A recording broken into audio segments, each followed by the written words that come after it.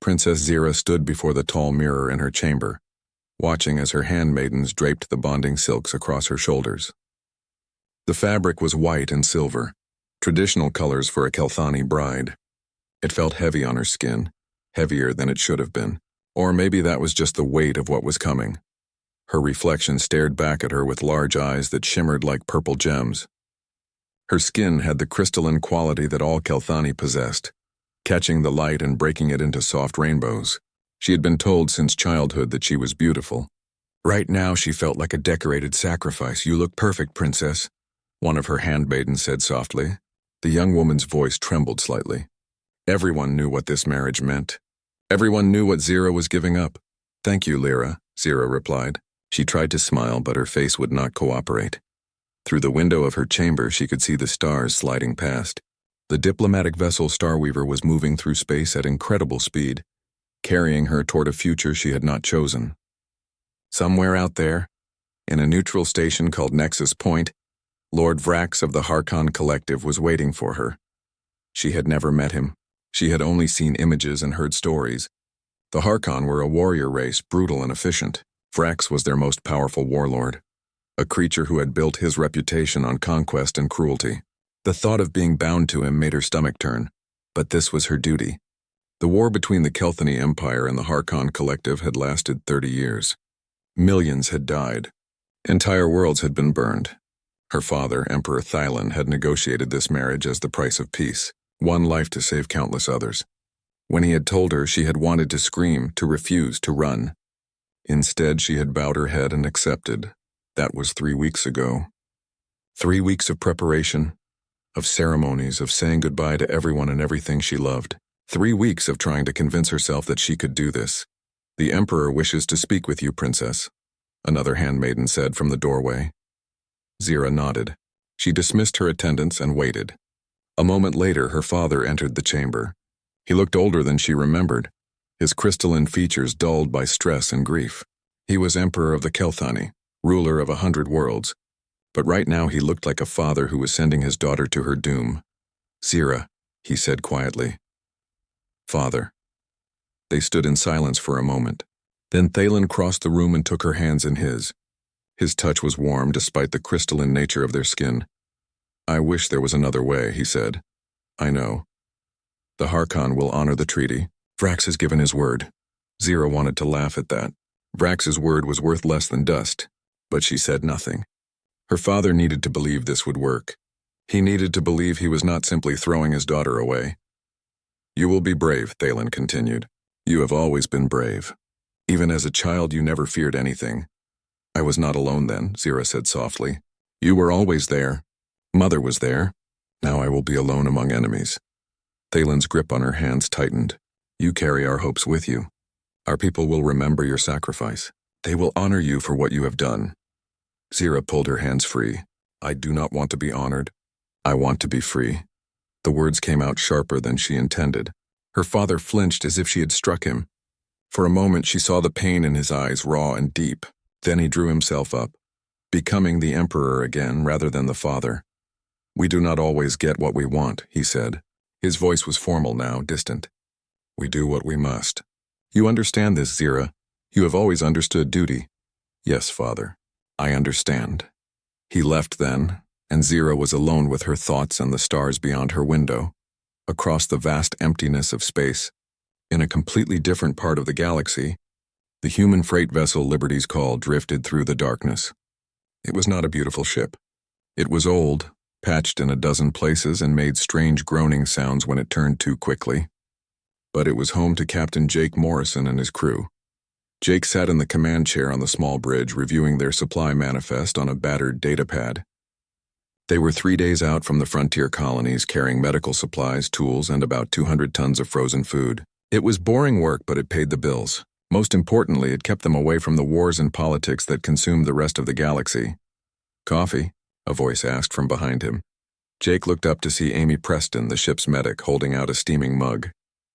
She was a short woman with dark hair pulled back in a practical bun, and tired eyes that had seen too much during her time in the military medical corps.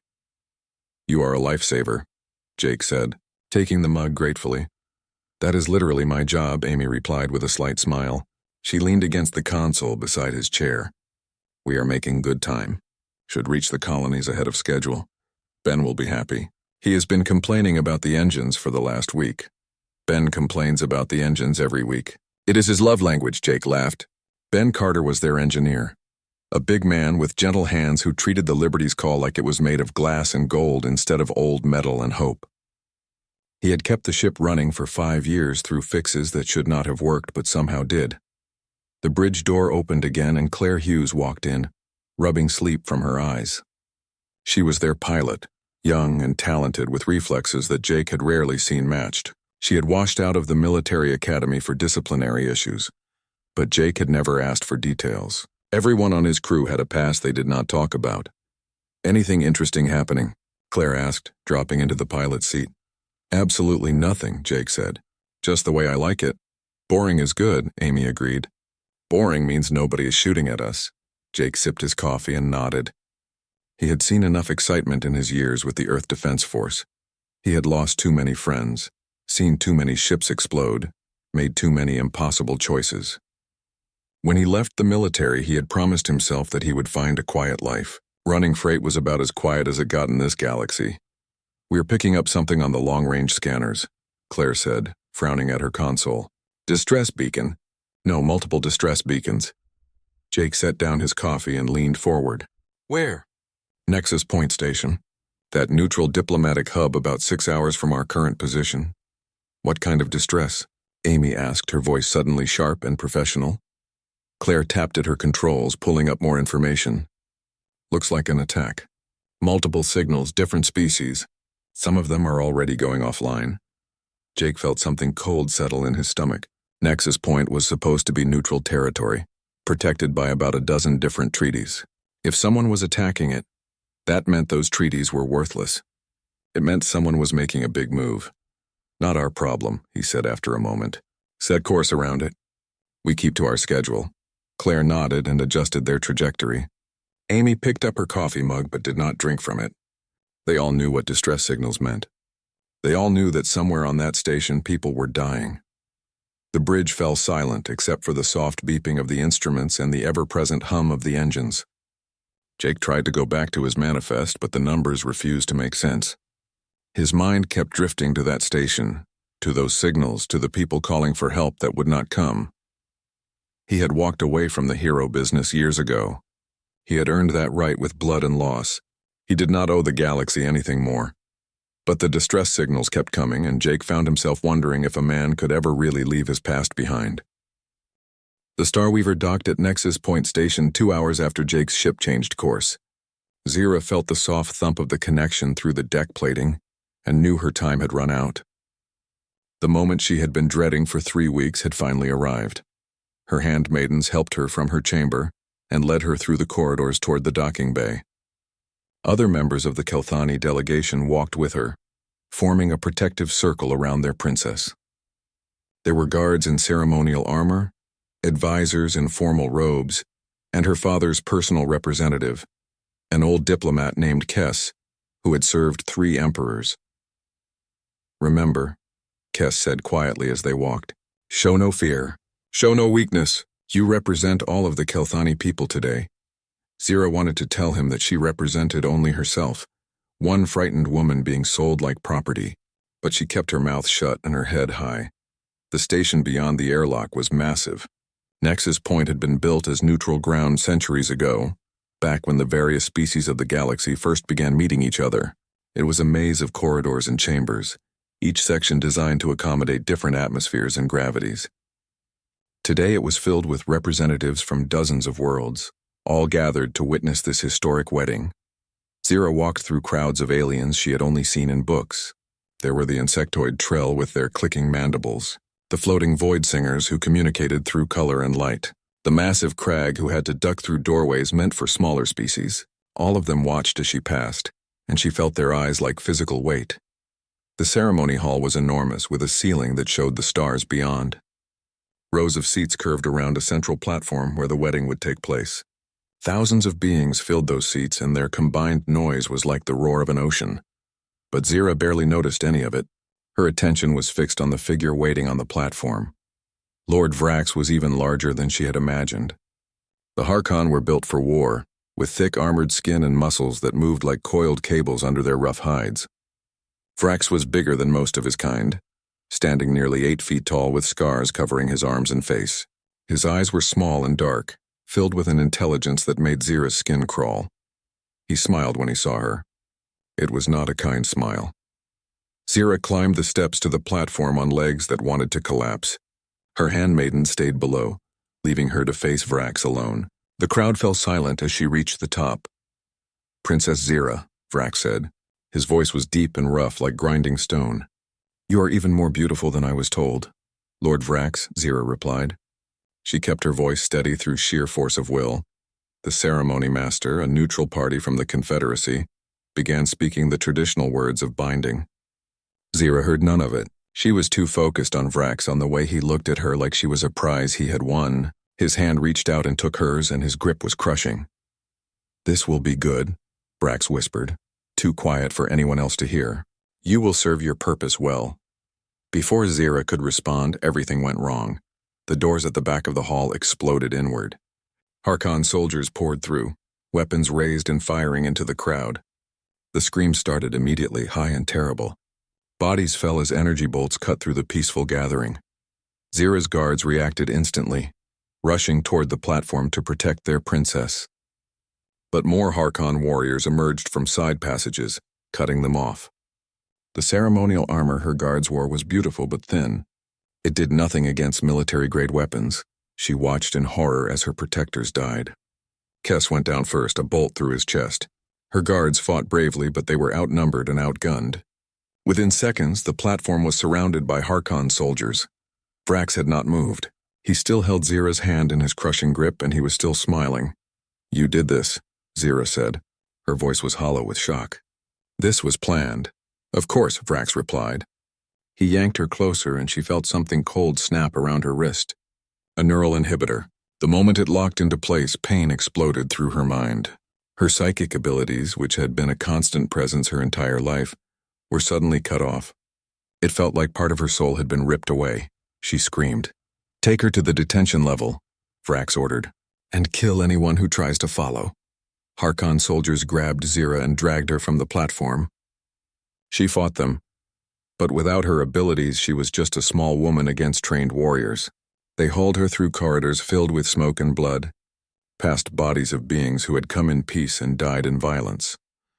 The detention level was deep in the station's core, a place meant for temporary holding of criminals during transport.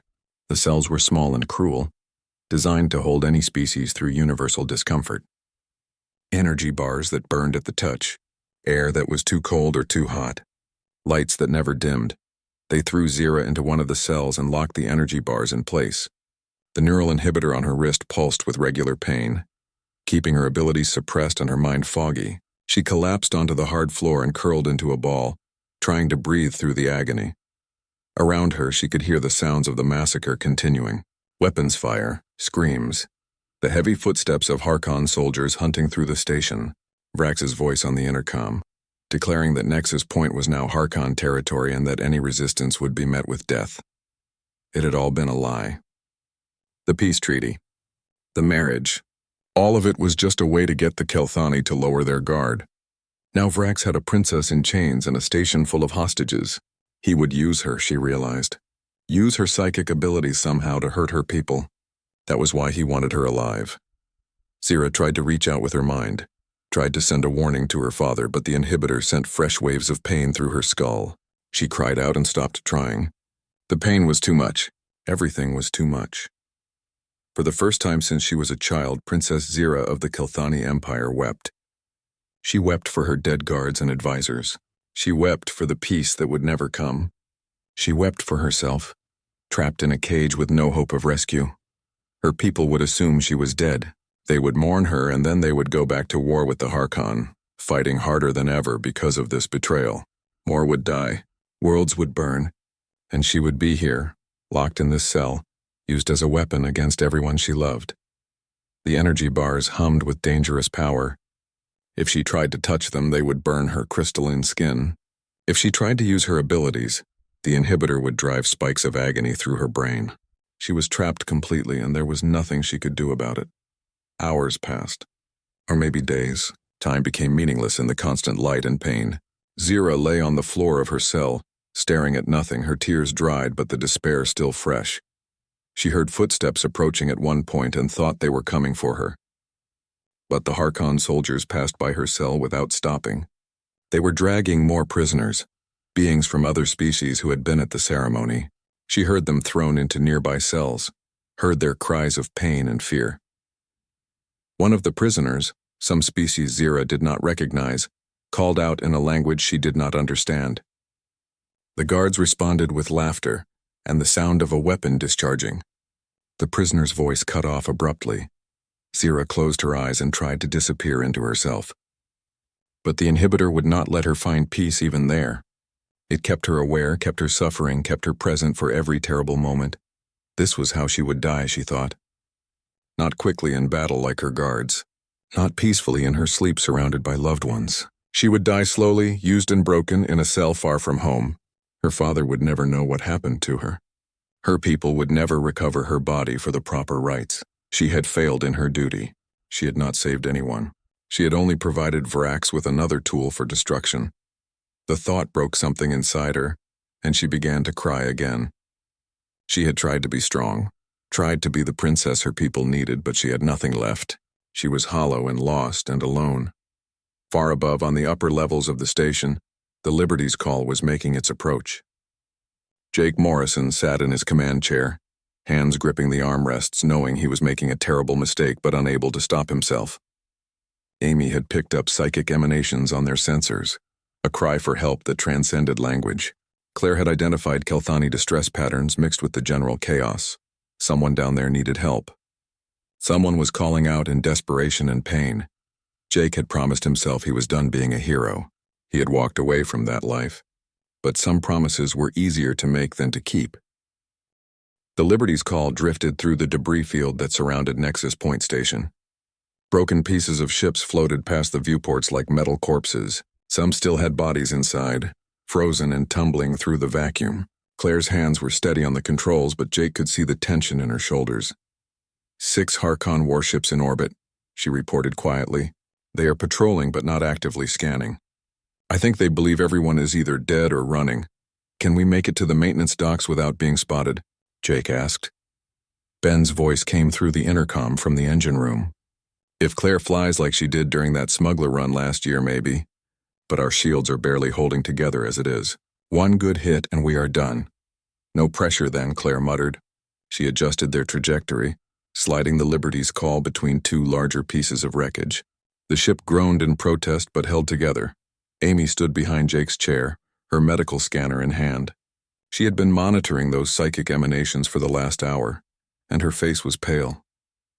There are still life signs on the station, she said. Not many, but some. Most are in the detention level.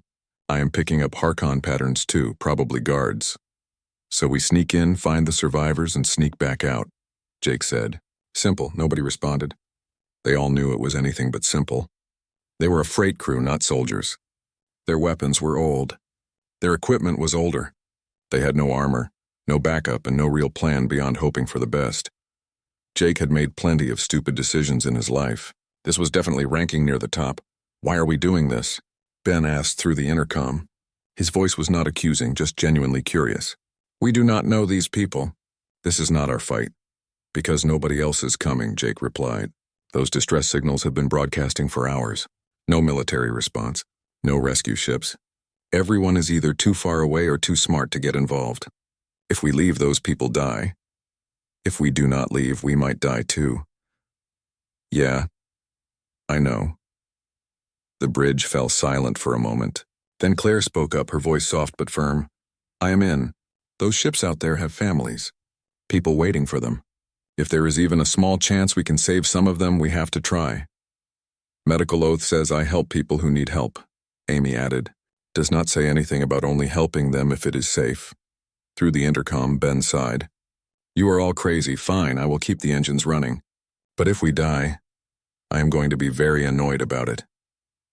Claire brought them into a maintenance dock on the far side of the station, away from the main docking bays where the Harkon ships were clustered. It was a tight fit, and the Liberty's call scraped against the dock entrance, but they made it. The airlock sealed, and the docking clamps engaged with a series of heavy thuds. Jake stood and grabbed his coat from the back of his chair. "Amy, you are with me. Ben, stay with the ship and keep her ready to fly. Claire, watch the scanners and let us know if anyone is coming our way." "What about weapons?" Amy asked. "Armory. Bring everything that works." The Liberty's call's armory was barely worthy of the name. It was a small locker containing 2 plasma rifles that were older than Jake, 3 sidearms of various makes and models, and some tools that could be used as weapons if you were desperate enough. Jake took one of the rifles and a sidearm. Amy took the other rifle and loaded her medical bag with supplies. They entered the station through a service tunnel that reeked of burned metal and old fear. Emergency lights flickered overhead, casting everything in an ugly red glow. The walls were scorched from weapons fire. There were bodies. Jake tried not to look at them too closely. "Life signs are below us," Amy whispered, checking her scanner. 3 levels down. "Detention area. I count maybe 20 prisoners and about a dozen guards." Jake nodded and led the way deeper into the station. They moved carefully, checking every corner before advancing. The corridors were silent except for the hum of failing life support systems and the occasional distant sound of Harkon voices. Twice they heard patrols approaching and had to hide, pressing themselves into maintenance alcoves while warriors stomped past. Jake's heart hammered in his chest, but he kept his breathing slow and controlled. Old training from his military days, muscle memory that never really faded. They reached a stairwell that descended toward the detention level. Jake peered down and cursed under his breath. The stairs were exposed with sight lines from multiple directions. If they went down, they would be visible to anyone watching. "We need another route," he said. Amy studied her scanner, then pointed to a ventilation shaft in the wall. "That leads down. But it is narrow. We will have to crawl. Better than being shot. Come on." The ventilation shaft was not meant for people. They had to leave the rifles behind and crawl on their bellies through the tight space, pulling themselves forward with their elbows. The metal was cold and sharp-edged. Jake felt his coat snag and tear. Behind him, Amy breathed in quick, shallow gasps, and he realized she might be claustrophobic. But she kept moving without complaint. They emerged in a service corridor on the detention level. The walls here were thicker, reinforced to contain dangerous prisoners.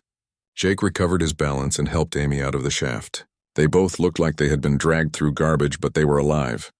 "Cell block is ahead," Amy said, checking her scanner again. "But there is a problem. The only way in goes through a corridor with no cover, and the environmental systems are damaged. Heat is building up from a ruptured plasma conduit." Jake moved forward until he could see what she meant. The corridor leading to the cells was about 30 meters long and completely exposed. At the far end, guards stood watch outside a heavy security door. Between here and there, the air shimmered with heat waves. He could see where the wall panels were buckling from the temperature. "How hot?" he asked. Amy consulted her scanner. "Hot enough to melt standard equipment. Your coat will catch fire. Your weapon will malfunction, and you will get third-degree burns over any exposed skin within about 10 seconds. If you try to cross that, you will not make it." Jake stared down the corridor and did the math in his head. 30 meters at a dead run. Maybe 20 seconds if he pushed hard. The guards would see him coming, but they would also think he was insane for trying. That might buy him a second or two of surprise. Of course, Amy was right. He would not make it. The heat would drop him halfway through, even if the guards did not shoot him first. It was a suicide run, but if he did not try, whoever was in those cells would die. Simple as that. "There has to be another way," Amy said. She was reading his face, and she did not like what she saw there. "There is not. You know there is not. Jake, you will die. Maybe. Probably. But I have to try." Amy grabbed his arm. "This is crazy. Even for you, this is crazy. Those people down there, we do not even know who they are. They could be criminals. They could be Harkon sympathizers. They could be anyone. Does it matter?" Jake asked quietly. "They are locked in cages, Amy. Nobody should die in a cage." He pulled free from her grip and checked his sidearm. The weapon was old but reliable. He had maybe 20 shots if he was lucky. Against a dozen guards, it would not be enough, but he had worked with worse odds before. "When I go through, you cause a distraction," he said. "Make them think there is another threat. Pull their attention away from the detention block. Once I'm inside, you run. Get back to the ship. If I do not make it out, you leave without me. Jake, that is an order, Amy. She stared at him for a long moment. Then she nodded slowly. You are the dumbest smart man I have ever met. I will take that as a compliment. Give me 30 seconds once I start moving. Then make some noise. Jake took a deep breath and studied the corridor one more time. He could see the shimmer of the heat. Could feel it even from here. The plasma conduit must have ruptured during the attack, venting superheated gas into the passage. The station's safety systems should have sealed it off, but they were probably damaged too. This was a bad idea. This was a terrible idea. This was going to hurt more than anything had ever hurt before. But down there in that cell block, someone was alone and afraid. Someone was calling for help that was not coming. If Jake turned away now, he would have to live with that for the rest of his life. And he had enough ghosts already. Nobody should die alone, he said quietly. Then he started running. The heat hit him like a physical wall after the first 5 steps. His coat began to smoke. The air burned in his lungs. He could feel his skin starting to blister, and he was not even halfway yet. Every instinct screamed at him to stop, to turn back, to save himself. He kept running. The guards at the far end saw him coming. They raised their weapons in shock and confusion. Who runs into a fire? Who charges through an inferno? But Jake did not give them time to process. He pulled his sidearm and started shooting even as his hand burned and his vision blurred from the heat. Behind him, Amy set off a charge she had rigged from her medical supplies. The explosion was small but loud, echoing through the corridors. The guards flinched, distracted for just a moment. Jake burst out of the heat corridor with his clothes on fire and his skin covered in burns. He dropped 2 guards before they recovered. A third raised his weapon, but Jake tackled him, both of them going down in a tangle. He felt something crack in his ribs, but he kept fighting. The other guards converged on him. Jake rolled and fired, dropped another one, but there were too many and he was hurt too badly. He felt impacts as they hit him with their weapons. Tasted blood. His vision was going dark at the edges. Then he saw her, through the security door, beyond the remaining guards in a cell lit by energy bars. A woman with crystalline skin and purple eyes. She was chained and crying and looked like hope had abandoned her completely. Their eyes met, and Jake understood with perfect clarity why he was here. He surged to his feet, ignoring the pain, ignoring the guards, ignoring everything except getting to that door. He fired his last shots, clearing a path, reached the control panel with his burned hands and smashed it with his weapon. The door groaned and slid open. The guards grabbed him from behind, pulling him down. He heard Amy shouting through the comms, felt his consciousness slipping away. But he had done it. He had made it through. The woman in the cell was staring at him with wide, disbelieving eyes. A human, burned and bloody and dying, but he had come for her. He had walked through fire for a stranger. Zira stared at the human who had just collapsed inside the detention block. He was covered in burns, his clothing still smoking from the fire he had charged through. Blood ran from wounds she could not even count. He should have been dead. By every law of biology she understood, he should have been dead. But he was moving. Somehow, impossibly, he was still moving. The Harkon guards had him. They were pulling him up, weapons raised to finish him. Zira felt something crack inside her chest. This stranger had come for her. This human she had never met had burned himself alive trying to save her. And now he was going to die. No. She reached for the neural inhibitor on her wrist. The device pulsed with pain, warning her not to try. But she had spent her entire life training her psychic abilities, learning to control and channel them. 3 weeks of fear and resignation had not taken that away. And now, watching this human die for her, she found a strength she had forgotten she possessed. Zira closed her eyes and pushed. The inhibitor fought back, sending waves of agony through her mind. It felt like hot needles driving into her brain. She screamed, but she did not stop. She pushed harder, focusing every bit of will she had left. The inhibitor cracked. Then it shattered. Power flooded back into her mind, overwhelming after the forced silence. She gasped and opened her eyes. The guards holding Jake suddenly flew backward, lifted by invisible force and slammed into the walls. Their weapons clattered to the floor. The energy bars of her cell flickered and died. Zira stepped out of the cage for the first time since being thrown into it. Her legs shook, but she forced them to move. She crossed to where Jake had fallen and dropped to her knees beside him.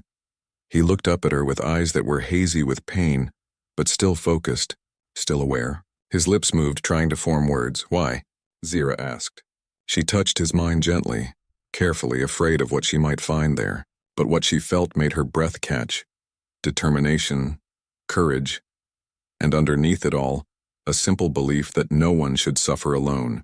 He had come for her because it was right, because she needed help. Nothing more complex than that. Nobody should die alone, Jake whispered. His voice was rough, damaged by the superheated air he had breathed. Then his eyes closed and he went limp. No, Zira said. She pressed her hands to his chest and sent her power flowing into him. She could feel his life force, weak and flickering like a candle in a storm. The burns covered most of his body. His ribs were broken. Internal bleeding. Shock.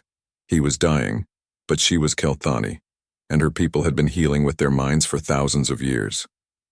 She poured energy into him, stabilizing his vital systems, keeping his heart beating, keeping his brain oxygenated. It was not healing, not really. She was just buying time, but time was all they needed right now. The sound of running feet echoed through the corridor. More guards coming. Zira looked up and saw them appear in the doorway, weapons raised. She raised her hand and they froze in place, held by her power. Sweat broke out on her forehead from the effort. She had just broken free from a neural inhibitor, and her strength was far from full. But she would die before she let anyone hurt the human who had saved her. Zira, a new voice, human and female. Amy burst into the detention block, her rifle raised. She saw the frozen guards, saw Zira kneeling over Jake, and her eyes went wide. What? He needs medical help, Zira said. Now, Amy did not hesitate. She dropped beside them, pulling equipment from her bag. Her hands moved with practiced efficiency, checking vitals, applying burn treatments, setting up an emergency oxygen mask. All the while, Zira kept her power flowing into Jake, keeping him stable. We have to move, Amy said. More guards will come. The whole station is swarming with Harkon. Can he be moved? He should not be. But we do not have a choice, Zira nodded. She reached out with her mind, touching the other prisoners in the nearby cells. Some were dead. Others were too weak to move. But there were a few who could still fight. She opened their cell doors. A Trell warrior stumbled out, mandibles clicking with confusion. Two Void Singers floated free, their colors dim but alive. A massive crag punched through the weakened bars of his cell, roaring with fury. They looked at Zira, this crystalline princess standing among the ruins, and understood without words. They had all been prisoners. Now they were free, and they all wanted revenge. Can you walk? Zira asked them, broadcasting her thoughts so all species could understand. The crag growled something that needed no translation. The Trell clicked assent. The Void Singers pulsed with angry red light. Then help us escape, Zira said. Help us all get out of here. They moved through the station like a small army. The freed prisoners fought with desperate fury, paying back the Harkon for every moment of captivity. Zira led them, her powers reaching ahead to sense guards and threats. Amy supported most of Jake's weight, though Zira used her abilities to make him lighter, easier to carry. Behind them, alarms began to wail. The Harkon knew their prisoners were escaping. Vrax's voice boomed through the intercom, ordering all forces to converge on the detention level. Time was running out. Claire's voice crackled through Amy's comm unit. I see you on the scanners. You have about 60 Harkon between you and the ship, and there are warships moving to block the dock. We need a distraction, Amy said. I am working on it, Claire replied. A moment later, explosions rocked the station. Borrowed one of the Harkon ship's missiles. They are very unhappy about it. The corridor ahead cleared as guards rushed to deal with the new threat. Zira's group raced through the opening, passing bodies and debris. The crag carried wounded prisoners. The Void Singers created fields of light that blinded pursuing enemies. Everyone who could fight did fight. They reached the docking level to find Ben waiting at the Liberty's Call's airlock, a massive wrench in his hands. His eyes widened when he saw the crowd approaching. That is a lot of people, he said. Get them inside, Amy ordered. Now, the ship was not designed for passengers. They crammed everyone into the cargo hold, the corridors, anywhere there was space. Zira carried Jake herself, using her abilities to move him carefully to the medical bay. It was tiny, barely more than a closet with equipment, but it would have to do. I am not leaving him, Zira said when Amy tried to get her to strap in for departure, then hold on to something. This is going to be rough. The Liberty's Call detached from the dock with Harkon soldiers firing at them from the platform. Claire threw the ship into a violent turn that made the old frame scream in protest. Warning lights flashed across every console. Ben's voice echoed through the ship, yelling about systems that were failing and circuits that were overloading. 2 Harkon warships moved to intercept. Energy beams lanced through space, one missing the Liberty's call by meters. Claire dove the freighter through the debris field, using the wreckage as cover. Explosions blossomed around them as the Harkon fired wildly, hitting their own destroyed ships. In the medical bay, Zira held onto Jake's bed with one hand while the other pressed against his chest, keeping her healing power flowing. The ship bucked and rolled, but she did not let go. Amy worked beside her, frantically trying to stabilize Jake's vital signs with technology while Zira used her mind. "He is not responding to the burn treatments," Amy said. Her voice was tight with fear. "The damage is too extensive. I do not have the equipment to handle this." "Then I will do it," Zira said. She closed her eyes and sank deeper into Jake's body with her consciousness. She could see the damage now, really see it. The burns went deep, destroying tissue and nerve endings. His lungs were scarred from the superheated air. His heart was struggling to pump blood through traumatized vessels. He should have been dead. By any reasonable measure, he should have died in that corridor. But he was human, and humans were stubborn in ways that defied understanding. He was still fighting, still clinging to life with pure determination. "I need you to fight," Zira whispered into his mind. "I need you to be as stubborn now as you were when you ran through that fire. Please, you saved me. Let me save you." She felt something respond deep in his consciousness, a flicker of awareness, a whisper of will. Jake was in there, buried under pain and trauma, but still present. Still fighting. Zira gathered her power and began to heal. It was slow, exhausting work. She could not fix everything. Some damage was too deep, too extensive. But she could stabilize him. She could give his body the chance to recover. Cell by cell, she encouraged regeneration. Blood vessel by blood vessel, she repaired damage. Hours passed. Or maybe minutes. Time became meaningless. The ship shook with weapons fire, and Claire cursed over the intercom, and Ben shouted about failing shields. But Zira did not stop. She poured everything she had into keeping Jake alive. Finally, Amy touched her shoulder. "Zira, we are clear. We made it to hyperspace." Zira opened her eyes. The medical bay was still. The alarms had stopped. She looked down at Jake and saw that his breathing was steady, his heartbeat strong. The worst of the burns were still there, angry and red, but no longer life-threatening. "Will he live?" she asked. Amy checked her instruments, then nodded slowly. "Yes, I do not know how, but yes. You saved him." "He saved me first," Zira said softly. She finally let go of Jake's chest, her hand trembling from exhaustion. Amy caught her as she swayed, helping her into a chair beside the medical bed. Zira stared at the human who had walked through fire for her, who had burned himself to save a stranger, who had shown her that not all hope was lost. "Who is he?" she asked. "His name is Jake Morrison," Amy replied. "And he is the best man I have ever known." Zira nodded. She reached out and took Jake's hand carefully, avoiding the worst of the burns. She held it gently and closed her eyes. "Thank you, Jake Morrison," she whispered. "Thank you for showing me that courage still exists in this universe." Jake woke to the sound of a heartbeat that was not his own. For a moment he could not remember where he was or what had happened. Then the pain hit him, a wave of fire that started at his skin and drove deep into his bones. He gasped and tried to move, but his body refused to cooperate. "Easy," a voice said, soft and musical with an accent he did not recognize. "Do not move yet. You are healing, but it will take time." He forced his eyes open. The light was dim, which was good because even that small amount made his head hurt. He was in a medical bay. He recognized the equipment around him, the steady beep of monitors, the smell of antiseptic and burn treatments. A woman sat beside his bed. She had skin like crystal that caught the light and broke it into soft colors. Her eyes were purple and large, filled with concern and something else he could not quite identify. She was holding his hand, he realized. Her touch was gentle and cool against his burned skin. "You are awake," she said. Relief flooded her voice. "Amy said you would wake today, but I was not sure I believed her." "Who?" Jake's voice came out as a rough croak. His throat felt like he had swallowed glass.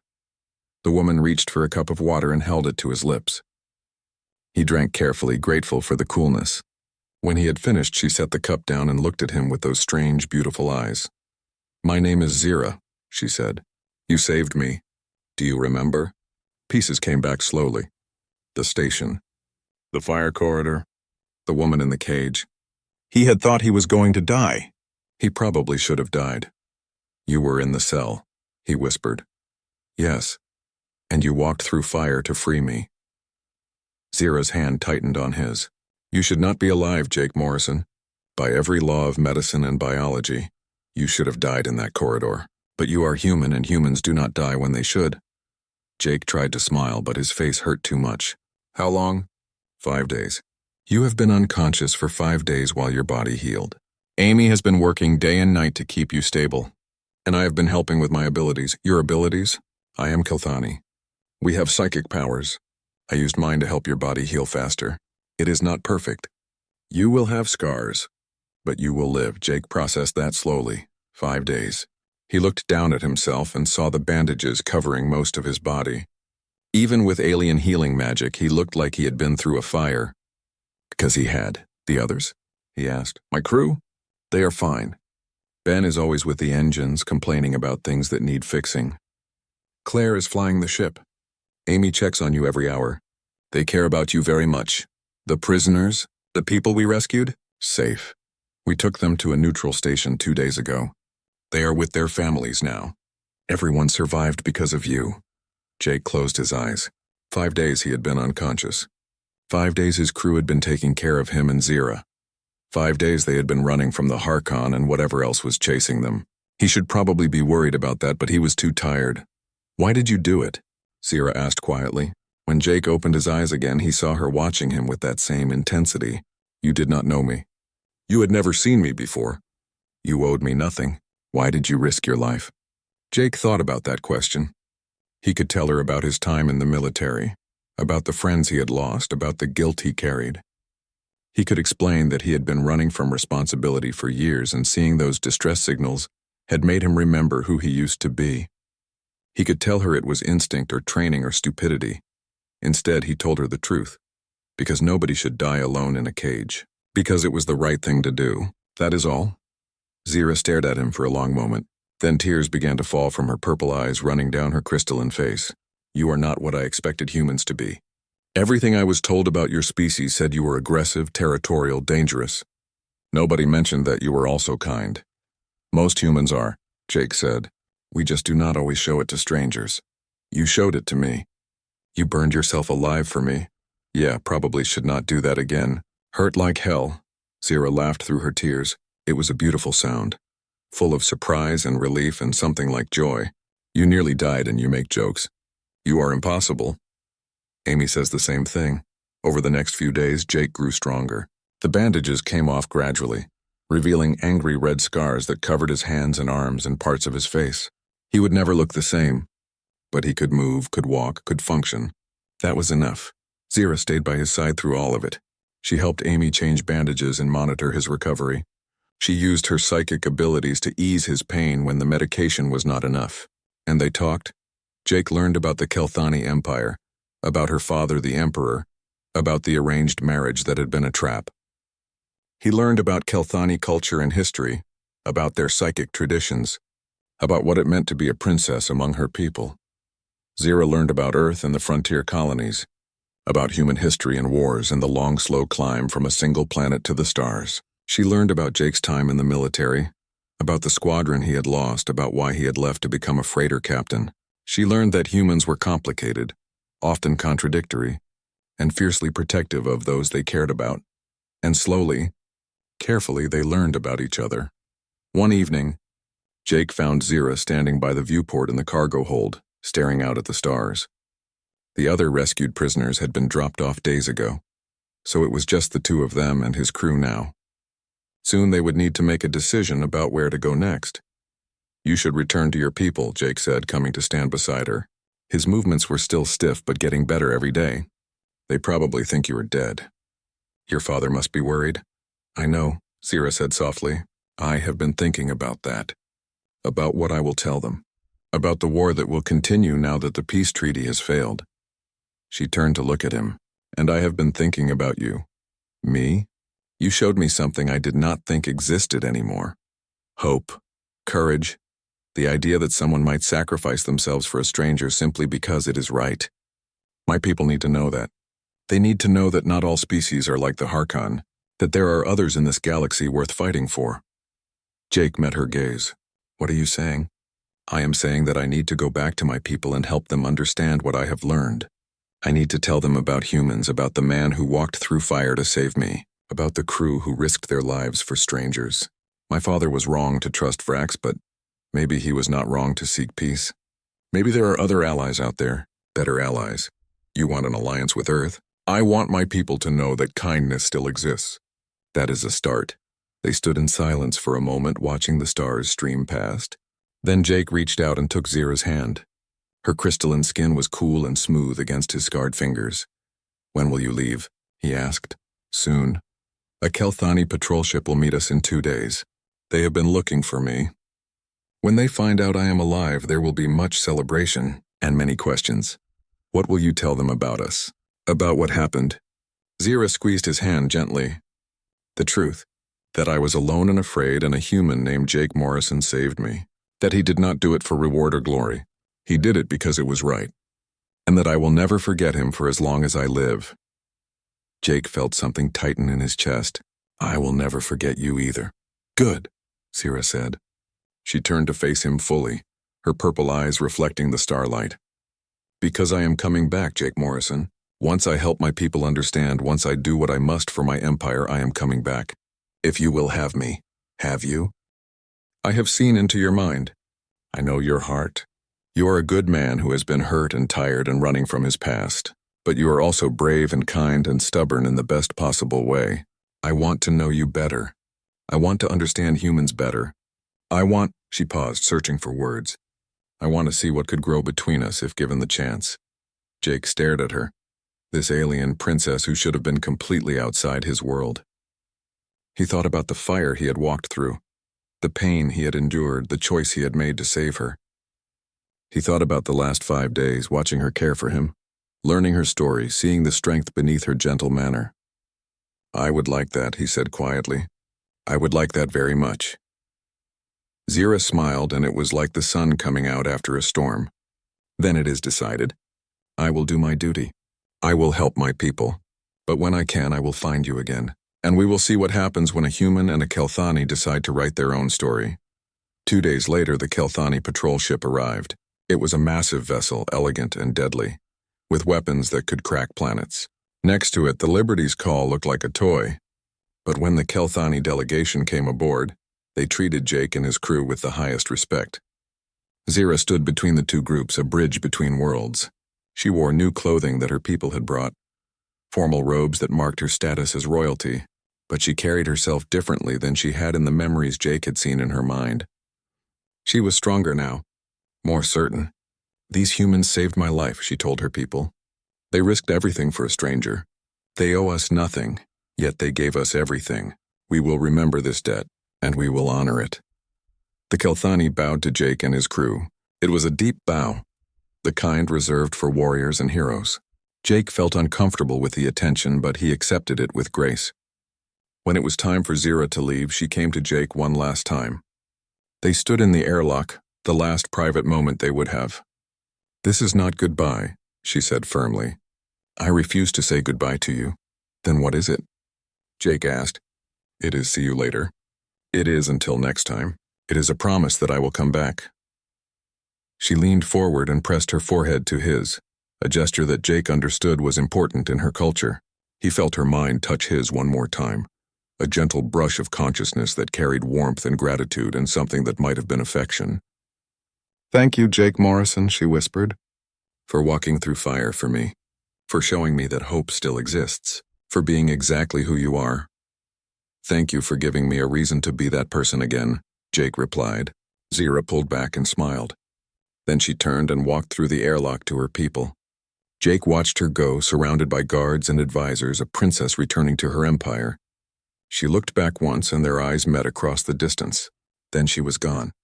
The Liberty's call detached and moved away from the Kelthani ship. On the bridge, Claire looked at Jake with a curious expression. So, she said, are we going to talk about the fact that you just made friends with an alien princess? No, Jake said. We are not. She is coming back for you, you know. She was very clear about that. I know. And you are okay with that? Jake looked out at the stars, at the vast emptiness between here and wherever Zero was going. He thought about the choice he had made to save her, about the pain and the risk and the near-death experience. He thought about her sitting beside his bed for 5 days, helping him heal, learning about him. Yeah, he said finally, I am okay with that. Ben's voice came through the intercom. So where are we going now, Captain? Jake smiled, feeling lighter than he had in years. Forward. We are going forward. The Liberty's call turned toward open space and jumped to hyperspace. Behind them, the Kelthani ship went a different direction, carrying a princess who had found hope in the most unlikely place. Ahead of them, the future waited, unwritten and full of possibilities. In a galaxy full of darkness and war, sometimes all it took was one person willing to walk through fire for another. Sometimes that was enough to change everything.